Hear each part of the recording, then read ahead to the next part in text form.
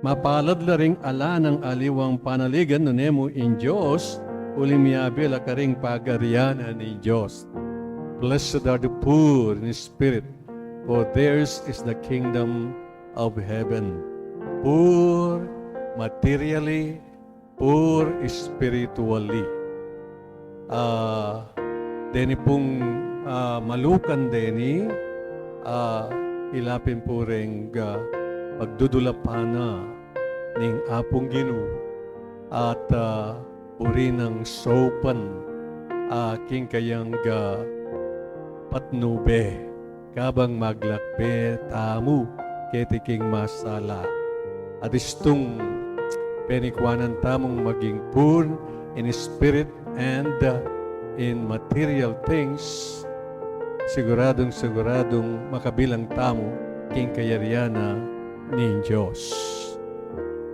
Makanyan mo naman ing panagulelenan kayaw sana ning indombirhen kaya katamungan nganing panahon ng pandemya ne po ing maging kalulo king espiritu itamo tukyan taya ing kayadwanana ning apong Ginoo kaya katamo at iya naman ing adwana ng birhen kaya katamo antimo ing sinabi na ning Ginoo karing kayang alagad anyang kayabi-yabi na lapa eko migagana ka nung sakaling lakwanda kayo eko malsimi eko tatakot eko kikiyak uling potang alana ko ipabal keke kayo ing banal espiritu sa upana kayo nga na at pasik na nga na kayo agyang Mama Mary ing esposa na ning banal espiritu makanya niya naman magsalita kay katamo ala kong amanong o ala kong kayadwanan kaya kayo nung nemo itang nung nano, ing buri ng ipayabot akayadwanan, ning kanakong anak kaya kayo. Ing kayadwanana, ning kaya anak, yapin, para kaya katamo, yapin ing itamo sana, kaniting panahon ng pandemya, ing maging mapanalangin tamo. Istong maging mapanalangin tamo, dakal tamo atalingting karing bagay-bagay ay tamo aintindyan ketiking masala.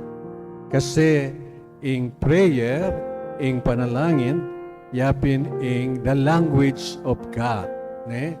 Lengguay na ning apong Ginoo. At nga na nimbiren, ing babye ko kay kayong panalangin, nganing panahon na ite, alangaliwano ne, ing Santo Rosario. Yan po, ne? I-connect tayo ing sarili yu king kanakong anak. Anak ng Diyos. At anak ko naman. Kaya kayong Diyos. Mo naman. Alang aliwano ning ginutang Yesu Kristo. Makananutang i-connect ing sarili tamo kayo. Itang mapanalangin tamo. Mapanalangin tamo. At istong panalangin tamo, maging malapit tamo, king kayang anak. Under the title of Our Lady of Grace, yan po yung buri ng ipayabot kay katamo. Connect yourselves with me in today's critical times via my powerful weapon, the Holy Rosary.